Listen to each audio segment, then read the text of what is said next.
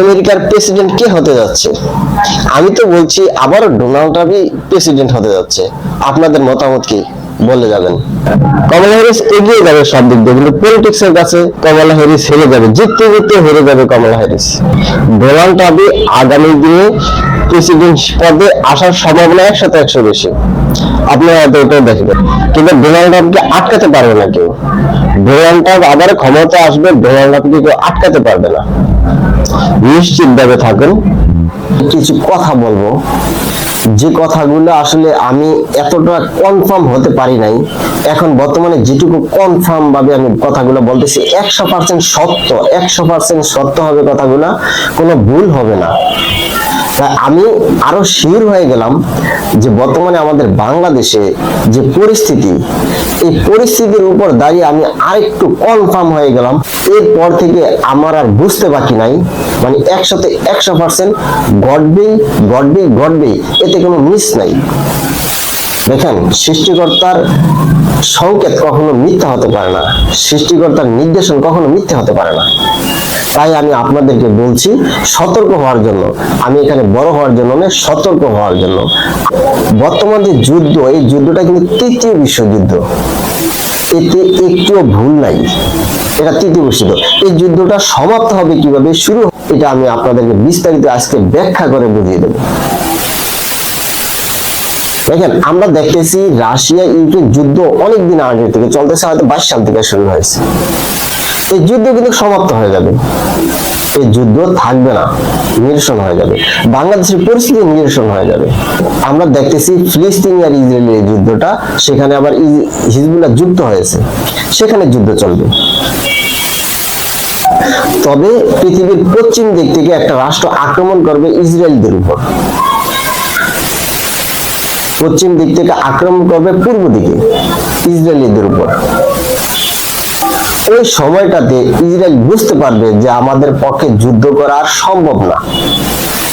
তখন এখানে বেশ কয়েকদিন যুদ্ধ চলবে, আক্রমণও চলবে স্বাভাবিক আকারে, কিন্তু পাল্টা আক্রমণ করতে পারবে না।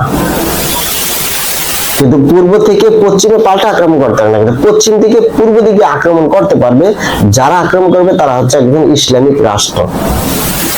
ইসরায়েলদেরকে দমন করার জন্য সংকেত দেবে বা যুদ্ধ শুরু করবে, তখন ইসরায়েল বুঝতে পারবে যে আমাদের জন্য আর যুদ্ধ করা সম্ভব না। তখন ইসরায়েল যুদ্ধবিরতির ডাক দিবে। কিন্তু এরপর দেখবেন পৃথিবীর দক্ষিণ পূর্বে সেটা আবার যুদ্ধ শুরু হয়ে গেছে।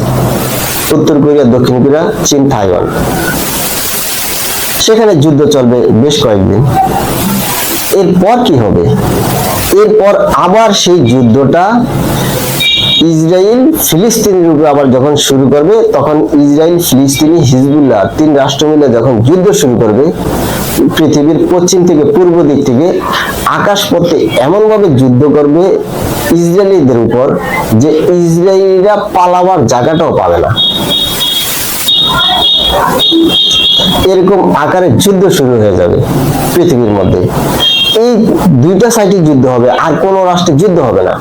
যদিও হয় ঠুনকাটামকি হবে, কিন্তু আমরা দেখবেন পৃথিবীর দক্ষিণ প্রান্তে আর উত্তর প্রান্তে এই দুইটা জায়গায় যুদ্ধ হবে, আর সবাই তাকিয়ে তাকিয়ে দেখবে।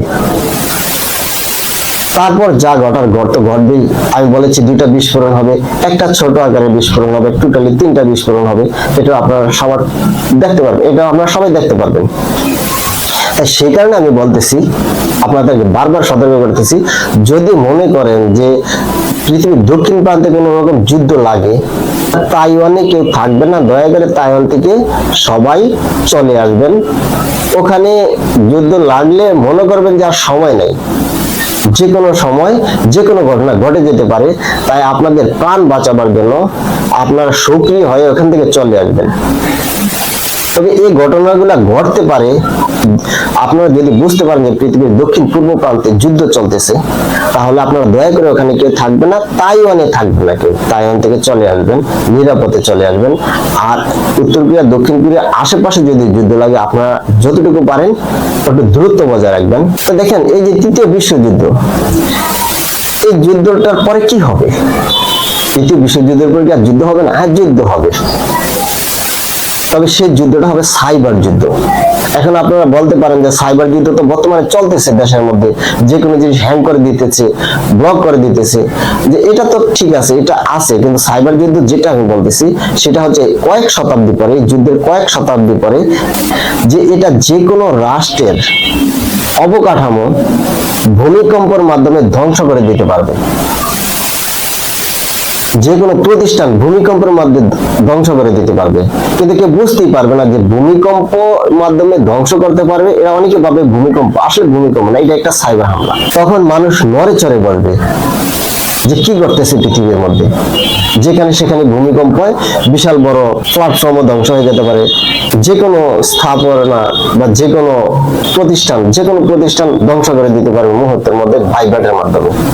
এরপর শুরু হয়ে যাবে গবেষণা যে সাইবার হামলাকে কিভাবে মোকাবিলা করা যায়। আর যখনই এই পরিকল্পনা মানুষের মাথায় ঢুকবে, তখন কিন্তু একটা জিনিস ঘটবে পৃথিবীর মধ্যে, যে আপনি চাইলে, যদি আপনি চান যে আকাশপথে যুদ্ধ করবেন, কিন্তু পারবেন না। যেমন এখন বর্তমানে রকেট হামলা হচ্ছে, বিমান হামলা হচ্ছে, ড্রোন হামলা হচ্ছে, পারমাণবিক বোমা মারার চেষ্টা করছে, কিন্তু কোন এক সময় এই জিনিসগুলো পারবে না। এগুলা যে কোনো রাষ্ট্র চাইলে ব্লক করে দিতে পারবে, কিন্তু আরেকটা ধাপ মানুষ আগাতে শুরু করবে। তো প্রিয় গাইস, আজ এ পর্যন্ত।